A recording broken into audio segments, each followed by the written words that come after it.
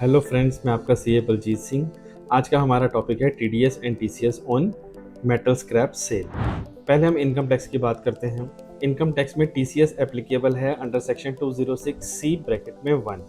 इसके अंदर आपको जो टीसीएस कलेक्ट करना है दैट इज 2%। ये 2% जो है 1/4/2026 से एप्लीकेबल हुआ है। इससे पहले ये वैल्यू 1% हुआ करती थी। स्क्रैप किसको कहते हैं?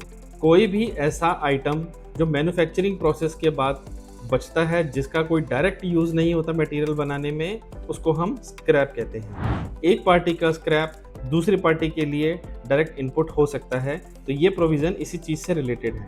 अगर आप स्क्रैप की सेल कर रहे हैं और आप उसको एज ए स्क्रैप सेल करके आगे ट्रेडिंग करिए आपने, तो आप जिस बायर को ये सेल कर रहे हैं उससे आप 2% का टीसीएस जो है कलेक्ट करेंगे।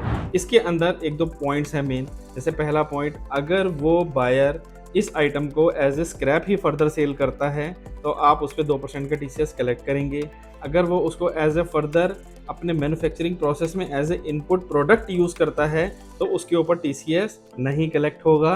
इस केस में आपको फॉर्म 27C में उससे एक डिक्लेरेशन लेनी पड़ेगी कि आप इस स्क्रैप को कहाँ पर यूज़ करने वाले हैं। इसमें जो भी आप टीसीएस कलेक्ट करेंगे, इसमें जो बायर है उसका आईटीआर में एग्जेम्पशन क्लेम कर सकता है, आईटीआर में उसका क्रेडिट क्लेम कर सकता है। इसमें जो सेल वैल्यू है उसकी कोई थ्रेशोल्ड लिमिट है? तो आंसर है नो, इसमें कोई भी थ्रेशोल्ड लिमिट नहीं है। 1 रुपए के स्क्रैप के सेल पे भी टीसीएस जो है कलेक्ट करना होगा। इस प्रोविजन का सेक्शन 206C का 194Q से भी एक रिलेशन है, जो हम 50 लाख की सेल पे 0.1% का टीसीएस और टीडीएस करते हैं।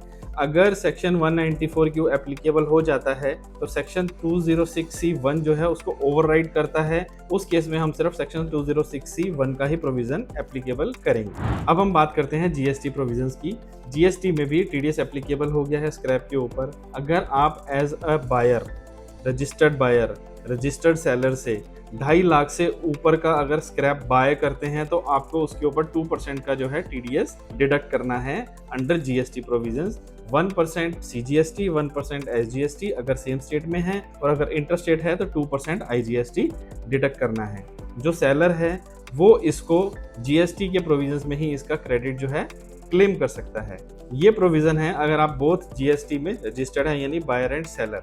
इन केस अगर सेलर अनरजिस्टर्ड है तो बायर को जो 2% का टीडीएस है अपने पॉकेट से ही जमा करवाना है, सेल्फ इनवॉइस रेज करना है और उसका अपने नेक्स्ट रिटर्न में उसका खुद ही क्रेडिट क्लेम करना है। जीएसटी प्रोविजंस के अंडर इसमें जो थ्रेशोल्ड लिमिट है वो 2.5 लाख रुपए की है। 2.5 लाख रुपए से अगर कम का स्क्रैप सेल है तो उस पर टीडीएस का प्रोविजन एप्लीकेबल नहीं है।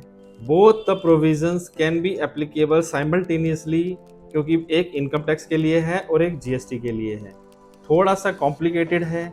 इससे रिलेटेड आपको कोई भी क्वेरी है तो आप मेरे को मैसेज ड्रॉप करिए, definitely we will reply you on the same. Thank you very much.